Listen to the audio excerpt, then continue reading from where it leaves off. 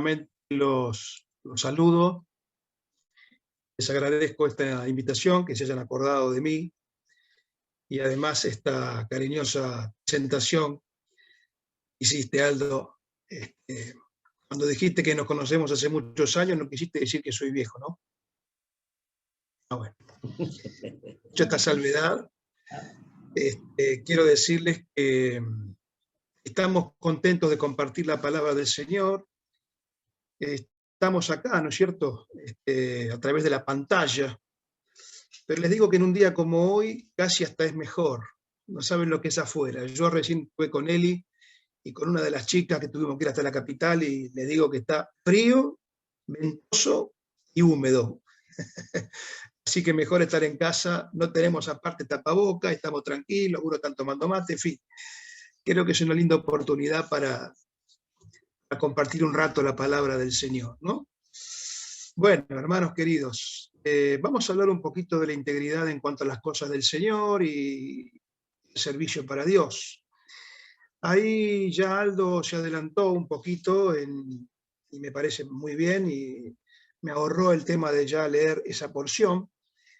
Cuando Josué exhorta al pueblo de Israel en esa ocasión, justamente ya al final de su vida, ¿no?, próximo ya a partir a su muerte, lo hace precisamente, como todos sabemos, debido a la ambigüedad de este pueblo. El pueblo de Israel se caracterizó por ser un pueblo generalmente rebelde, era un pueblo contradictorio en sus actitudes. Más de una ocasión, como ustedes recordarán, estuvo mezclado, contaminado con costumbres, con procederes, con creencias de los pueblos paganos, de los cuales precisamente tenía que distinguirse. Por eso decimos que era un pueblo, como dice hoy la psicología, ¿no?, era un pueblo ambivalente en su conducta. Esto, hermanos, no obstante ser testigo, este pueblo, de las maravillas y de las bendiciones de Dios. Recordemos que ellos fueron testigos y participaron de milagros portentosos.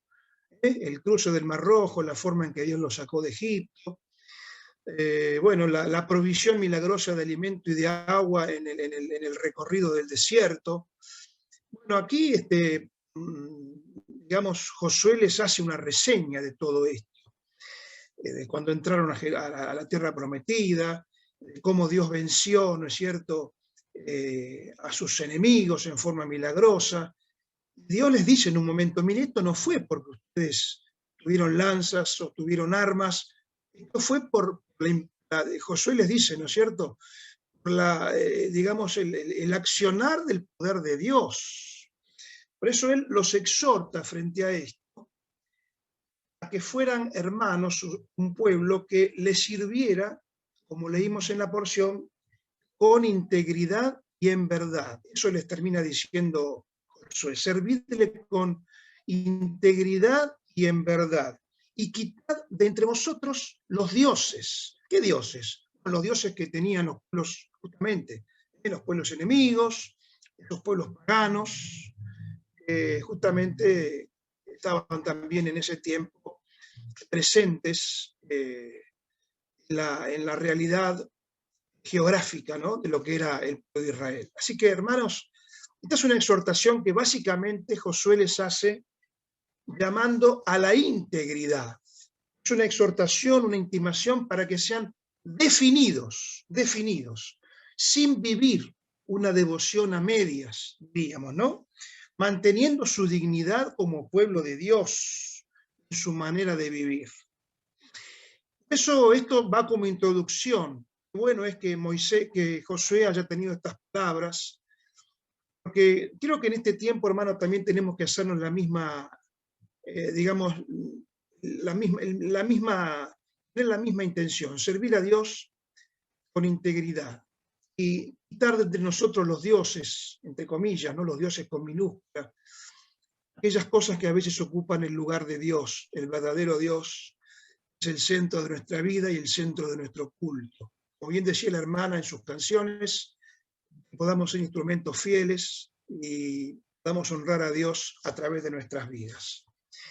El tema de la integridad está presente en toda la Escritura. Prácticamente es un tema recurrente, como norma en la vida del creyente. Y ustedes ya creo que lo habrán estudiado, pero yo lo recuerdo así rápidamente, que la integridad o el concepto de integridad, el término, mejor dicho, integridad, deriva de una palabra de origen latino, es integritas o integritatis. ¿Y saben lo que significa integritatis? Totalidad, virginidad, robustez y buen estado físico. Y también deriva del adjetivo integer, con G, integer, que significa intacto, entero, no tocado o alcanzado por un mal, no contaminado, diríamos, sin mancha. Básicamente la idea de ser íntegro es que significa que sus partes están todas libres de contaminación. Es entereza moral y espiritual. Este principio de la integridad, vuelvo a decir, está tan presente en la Escritura, aparece en el Antiguo Testamento, aparece en los Salmos, aparece en el libro de los Proverbios, en fin. Lo toma el apóstol Pablo, porque también está presente en el Nuevo Testamento, y el apóstol Pablo justamente nos da algunas lecciones de lo que significa vivir y servir a Dios con integridad, basado en el ejemplo de su propia experiencia como apóstol, como siervo de Dios. Eso les invito, hermanos, a que en breves minutos vamos a compartir una lectura y después hacer algunas reflexiones acerca de lo que nos enseña el apóstol Pablo sobre este tema. Vamos a la primera carta a los Tesalonicenses, capítulo 2. Primera Tesalonicenses, capítulo 2, vamos a leer allí desde el versículo 1 hasta el 13.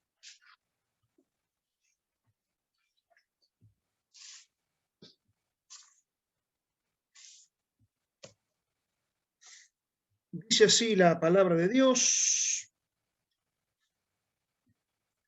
porque vosotros mismos sabéis, hermanos, vuestra visita a vosotros no resultó vana. Habiendo antes padecido y sido ultrajados en Filipos, como sabéis, fuimos de nuevo en nuestro Dios para anunciaros el Evangelio de Dios en medio de gran oposición. Porque nuestra exhortación no procedió de error, ni de impureza, ni fue por engaño, sino que según fuimos aprobados por Dios para que se nos confiase el Evangelio, así hablamos. No como para agradar a los hombres, sino a Dios que prueba nuestros corazones. Porque nunca usamos de palabras lisonjeras, como sabéis, ni encubrimos avaricia. Dios es testigo. Ni buscamos gloria de los hombres, ni de vosotros, ni de otros, aunque podíamos seros carga como apóstoles de Cristo. Antes fuimos tiernos entre vosotros, como la nodriza que cuida con ternura a sus propios hijos. Tan grande es nuestro afecto por vosotros que hubiéramos querido entregaros no solo el Evangelio de Dios, sino también nuestras propias vidas, que habéis llegado a sernos muy queridos. Porque os acordáis, hermanos, de nuestro trabajo y fatiga, como trabajando de noche y de día para no ser gravosos a ninguno de vosotros, os predicamos el Evangelio de Dios. Vosotros sois testigos, y Dios también, de cuán santa, justa e irreprensiblemente nos comportamos con vosotros los creyentes.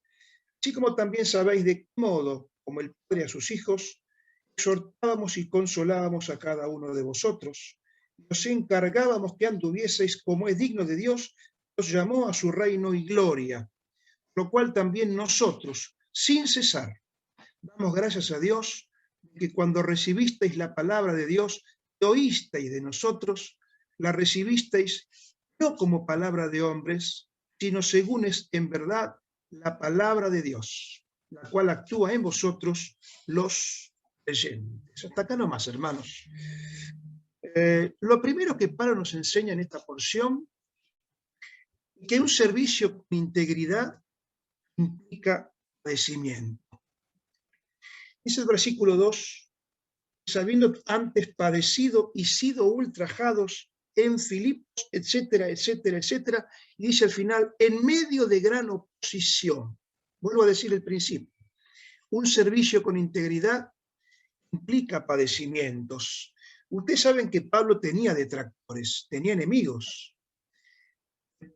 Básicamente los judaizantes, aquellos que se oponían a ese evangelio libre, especialmente libre de cualquier contaminación de la ley de Moisés.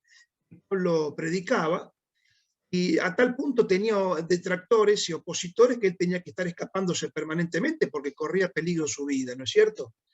Había personas que se oponían a su mensaje. Y hermanos queridos, esto nos da una gran primera lección. Un creyente que se proponga vivir en integridad y servir en integridad va a tener necesariamente resistencia y oposición. Porque va a estar chocando, vamos a estar chocando con los valores de un mundo, no hablo del mundo como gente, como personas, sino del mundo como sistema, en el que precisamente no los íntegros, sino los corruptos parecen ser favorecidos. Ahora nosotros estamos sirviendo al Señor, es una gran diferencia. Estamos sirviendo al Señor. Tenemos una vocación, tenemos un destino espiritual, tenemos un propósito para vivir. Eso no podemos manejarnos como el mundo lo hace. Seguramente vamos a tener oposición y padecer y sacrificarnos y, ¿por qué no?, soportar también la resistencia de un mundo que es hostil a las cosas de Dios. Pero nosotros no podemos comportarnos como el mundo lo hace. No podemos ni siquiera hacerlo en el mundo en que vivimos, con nuestros semejantes. Un creyente debe distinguirse, no utiliza las mismas estrategias que el mundo, no tiene las mismas formas de hacer las cosas.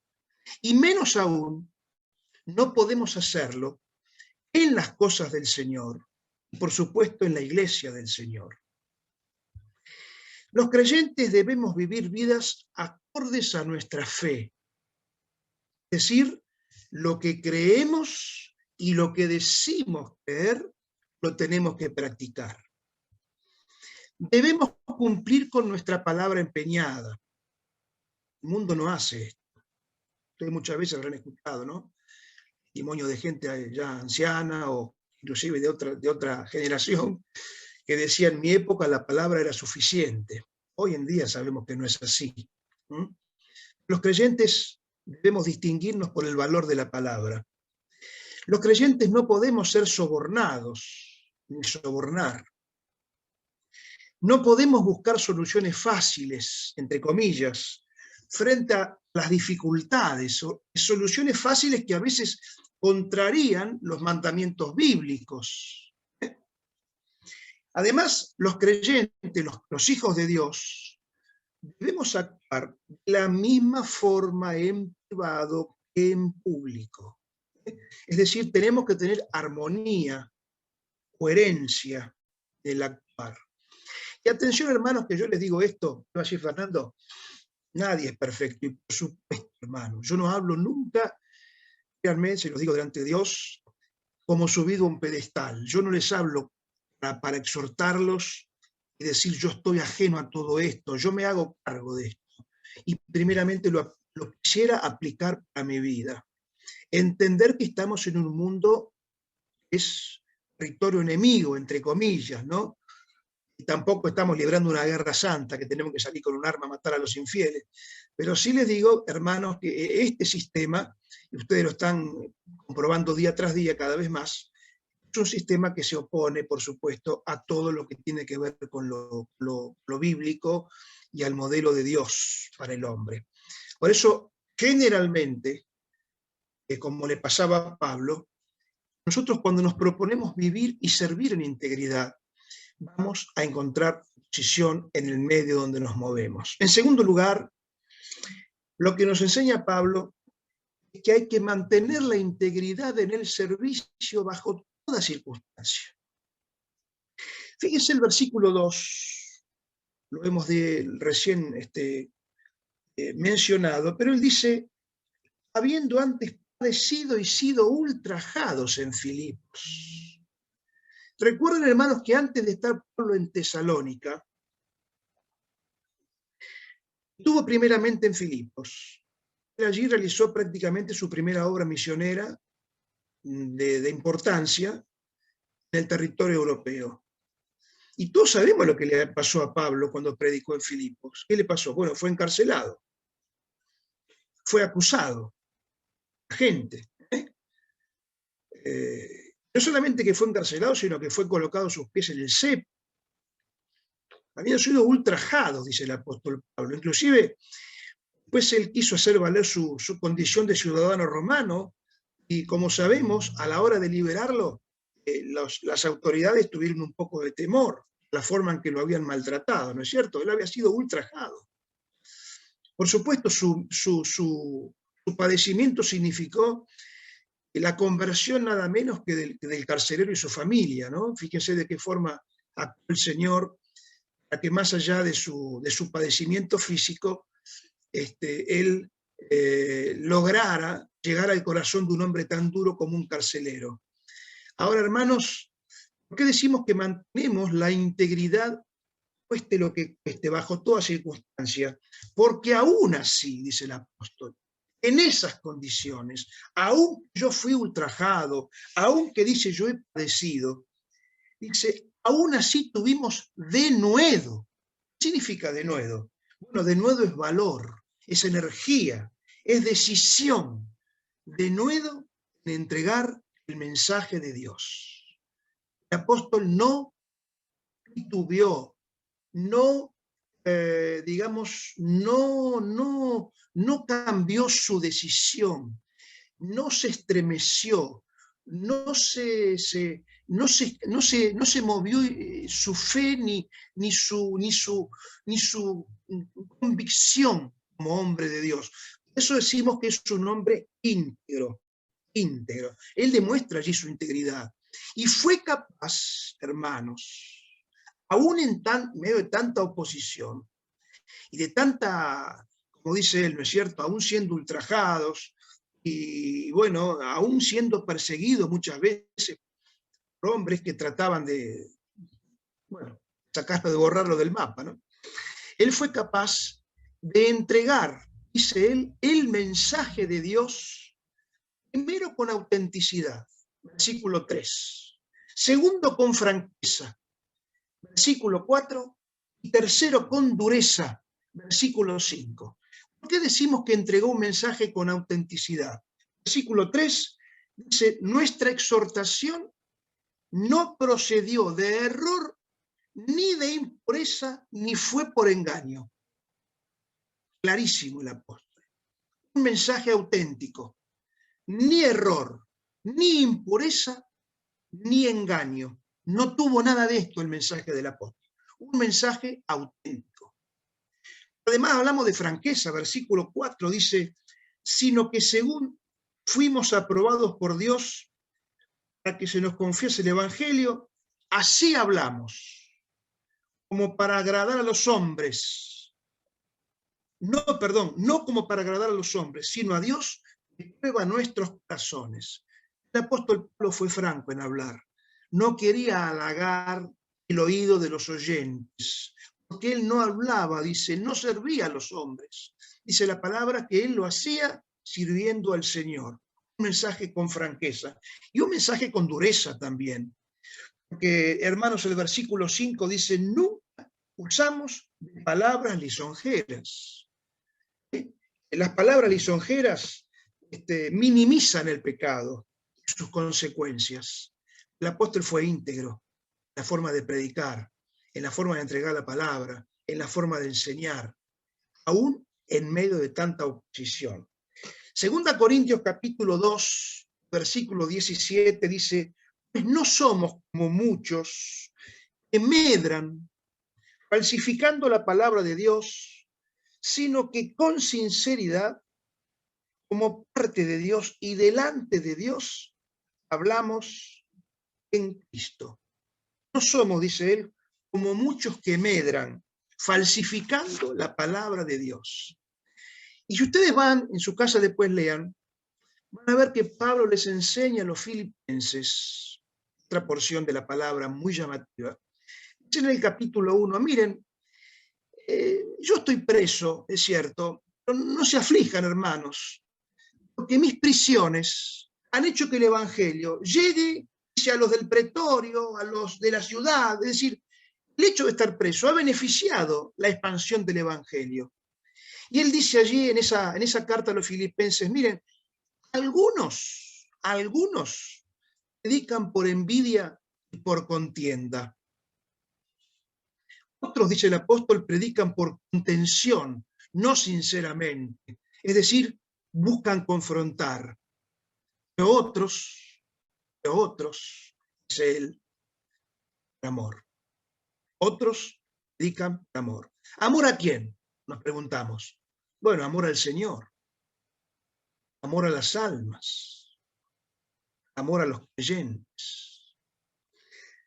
Pablo era un siervo íntegro. Era capaz aún de mirar con ojos de fe aquellos servicios que se hacen por competitividad, por ansias de figuración, por envidia, etcétera, etcétera, etcétera. ¿Cuántas veces estamos sirviendo al Señor y pensamos que nuestro servicio es una competencia? Nos da vergüenza cuando la iglesia está vacía. Nos da vergüenza cuando tenemos poca gente. Nos da vergüenza cuando no hacemos las cosas como nos gusta hacer. Y pensamos que esto es una especie de carrera de honores, en la cual tenemos que agradar a los hombres que nos rodean y no a Dios. Y por supuesto, yo no digo que esté bien tener una iglesia vacía, ojalá podamos tenerla llena, hermanos. Pero yo les puedo decir que no es la experiencia de Salcedo y la experiencia de muchas iglesias. Vivimos tiempos difíciles, atravesamos circunstancias difíciles y a veces los resultados no son los esperados. Pero no depende esto muchas veces de nosotros, sino de la voluntad de Dios. El apóstol Pablo lo vivió. En algunas ocasiones, dice la palabra, él sembró la palabra, algunos se burlaron de esto, diciendo, bueno, ya te diremos esto alguna vez. Otros directamente eran indiferentes, se reían de la palabra. Dice, más algunos creyeron. Siempre hay algunos, ¿vieron? Ahora esos algunos los pone el Señor. Miren, a este respecto, que a mí me hizo reflexionar tanto este tema, el pastor A.W. Tozer, ¿quién es este hermano? Usted me dice, bueno, el pastor Tozer, un pastor estadounidense, vivió entre los años 1897 y 1963, ya hace tiempo que falleció. Ahora, él escribió en uno de sus libros, porque él escribió más de 40 libros, un libro llamado El precio de la negligencia, El precio de la negligencia, páginas 104 y 105. Escuchen bien, hermanos, lo que pone Tozer. Querido Señor, yo me rehúso de aquí en adelante a competir con cualquiera de tus siervos. Ellos tienen congregaciones más grandes que yo. Así sea. Yo me regocijo en su éxito. Ellos tienen dones más grandes. Muy bien. Eso no está en su poder ni tampoco en el mío. Yo estoy humildemente agradecido por sus grandes dones y por mis dones pequeños. Yo solamente oro que pueda usar para tu gloria tales dones modestos, los cuales yo poseo. Yo no me compararé con nadie, ni tampoco intentaré construir mi autoestima para hacerme notar, donde pudiera aventajar sobre otros entre sí tu santa obra. Yo soy un sirviente improductivo.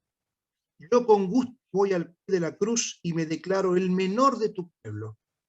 Yo me propongo orar por otros, y el regocijarme en su prosperidad como si fueran propias.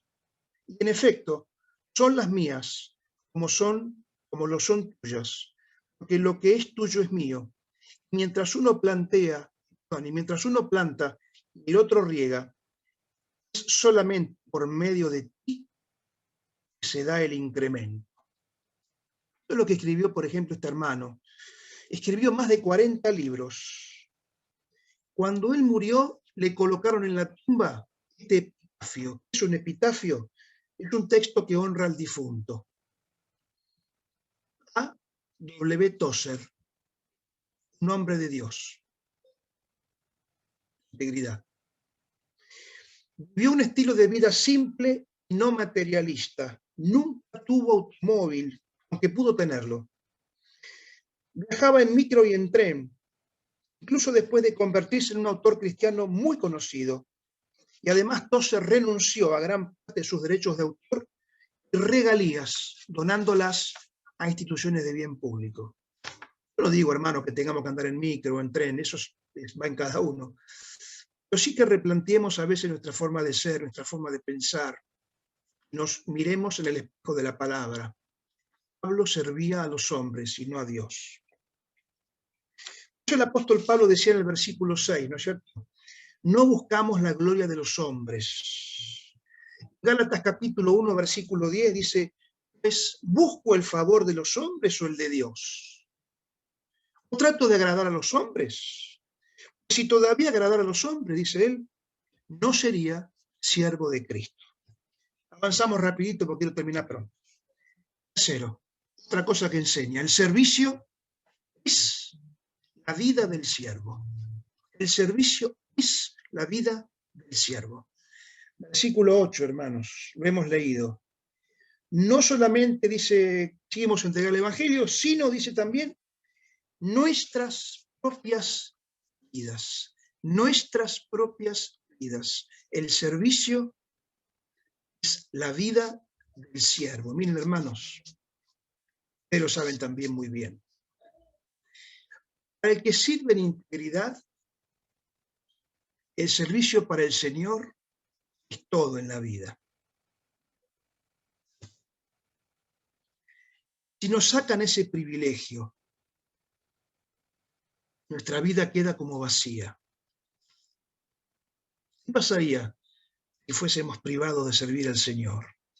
Podemos ser empresarios, profesionales, músicos, deportistas, lo que quieran. Pero para el que sirve en integridad, el servicio siempre estará. Las cosas de Dios siempre estarán por encima de todo esto. Que adorar y servir al Dios que amamos será lo que tenga el primer lugar en nuestra vida.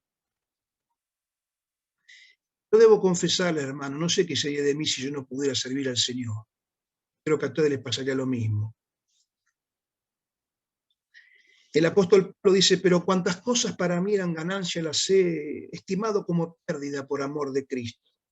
Y ciertamente aún estimo todas las cosas como pérdida, la excelencia del conocimiento de Cristo Jesús, mi Señor, por medio del cual lo he perdido todo y lo tengo por basura o por estiércol, como dice otra versión, para ganar a Cristo. Filipenses capítulo 3, versículos 7 y 8.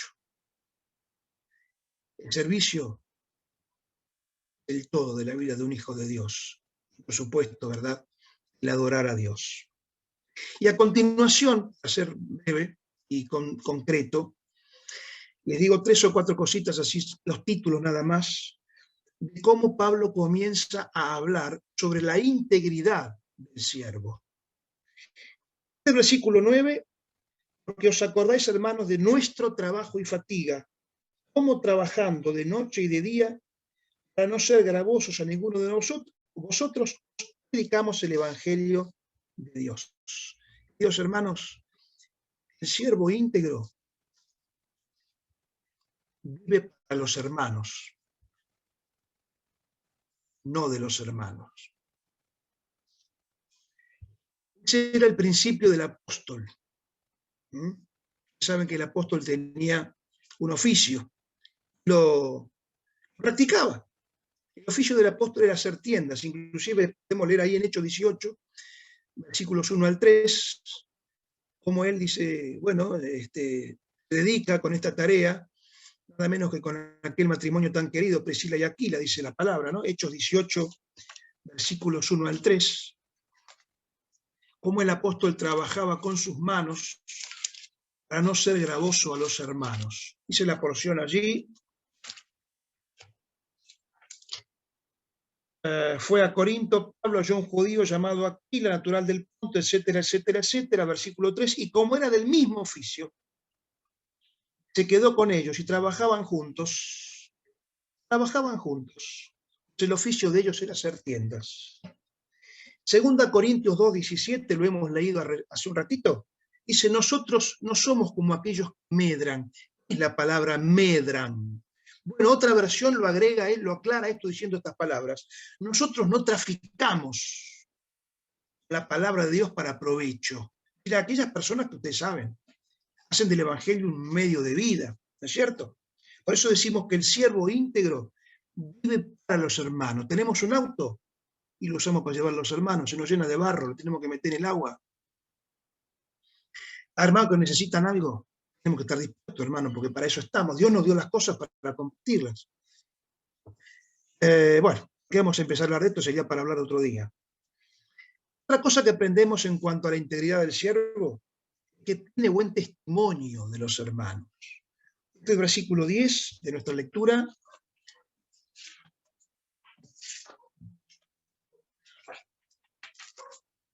Vuelvo al pasaje, que se me cerró la Biblia.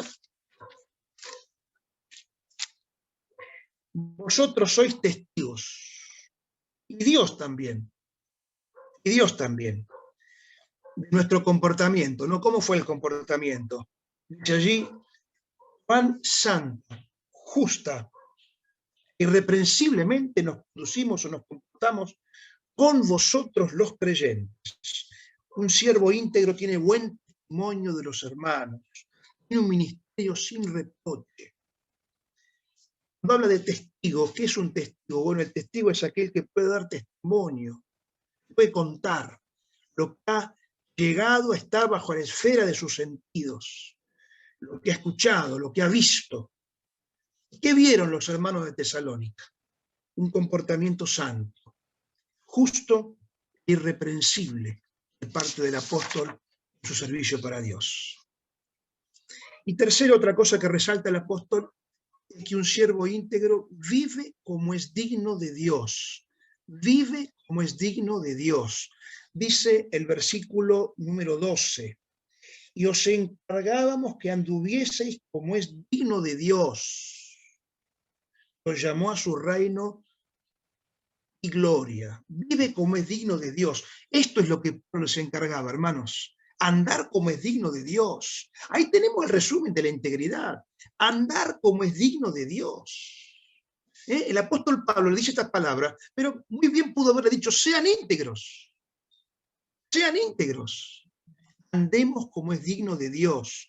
Vivamos con honradez, con lealtad, con rectitud, con moralidad, con honestidad, con puntualidad, con disciplina, etcétera, etcétera. Fernando va a decir, esto es imposible. Claro, hermanos, si estamos en la carne, por lo menos tengamos el anhelo. Tratemos de hacerlo. No digo que lo hayamos alcanzado ya, como dice el apóstol, pero ciertamente voy adelante, voy a la meta. Esa es una meta, un objetivo de vida. Podemos leer algunos pasajes, pero no da el tiempo. Filipenses 1:27, Efesios 4:1, Colosenses 1:10. Todos los pasajes nos exhortan a tener vidas como hijos de Dios que sean dignas, vivir dignamente, que seamos dignos de la vocación con que fuimos llamados. Esta forma de vida, hermanos, generará una buena reputación, un buen testimonio, y por lo tanto quedará más abierta la posibilidad de predicar el Evangelio con solvencia. Viviendo así, podremos inclusive dejar un legado a nuestros descendientes, un buen ejemplo para que nuestros hijos sigan nuestros pasos, por supuesto, los pasos del Señor también, básicamente, siguiendo sus pisadas. Pero qué bueno que como padres le dejemos un legado que ellos puedan imitar, ¿verdad? Dice Proverbios capítulo 20, verso 7, camina en integridad el justo, sus hijos son dichosos después de él. Ojalá, hermanos, que podamos tener este objetivo, ¿no? Y llegamos después a una consecuencia de todo lo que está diciendo Pablo ya para terminar.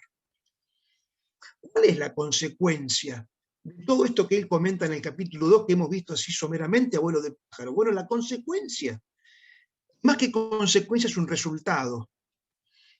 Lo tenemos en el versículo 13. Fíjense cómo es el versículo 13. Síganme allí en la lectura de ese versículo. Dice, por lo cual, también nosotros, cuando empieza diciendo por lo cual, sabemos que hay un resultado, ¿no? Hay, digamos, algo que viene digamos, a razón de lo que ha pasado antes. Por lo cual, dice la Biblia aquí, vamos a abreviar, la palabra de Dios que oísteis de nosotros, la recibisteis no como palabra de hombres, sino según es en verdad la palabra de Dios. Una gran diferencia. No recibieron la palabra como palabra de hombre, sino como palabra de Dios. Hay una gran diferencia. Cuando se conjugan, hermanos, se asocian, ¿no? El mensaje que es entregado fielmente con el siervo que obra en integridad, la palabra, dice aquí, es recibida como palabra de Dios. Por lo tanto, estamos hablando de un servicio que da fruto, de un servicio que produce resultados para la gloria de Dios. Esa es la conclusión, es la consecuencia, que mantengamos esa integridad, nuestro servicio para el Señor en las cosas de Dios. Conclusión, hermanos. Ya hace 38 minutos que estoy hablando y no quiero pasarme más. Dice Salmo capítulo 1. Termino con esto, una porción que todos ustedes saben. Se las quiero dedicar, hermanos, a ustedes, queridos hermanos de Pavón, y me la dedico para mí mismo y para todos mis queridos hermanos de Salcedo. Salmo capítulo 1, casi lo sabemos de memoria. Bienaventurado el varón que no anduvo en consejo de malos, ni estuvo en camino de pecadores, ni en silla de escarnecedores se ha sentado, sino que en la ley de Jehová está su delicia. En su ley medita de día y de noche. Será como árbol plantado junto a corrientes de aguas.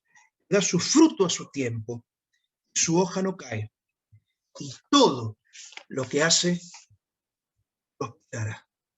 Ojalá, hermanos, así sea en cada una de nuestras vidas. Esto que hemos hablado hoy no signifique para nosotros un plazo, sino simplemente un anhelo de vida. Si hay algo que corregir en la vida, lo corregimos, porque Dios es perdonador. Seguramente va a querer que seamos nosotros cada vez más vasos de honra, útiles, como cantaba la hermana, ¿no? Útiles para el servicio. De alguna manera, recompensando, si se puede decir así, o teniendo en cuenta nuestra fidelidad. Así sea, hermanos, y gracias por este tiempo que hemos compartido. Nada más.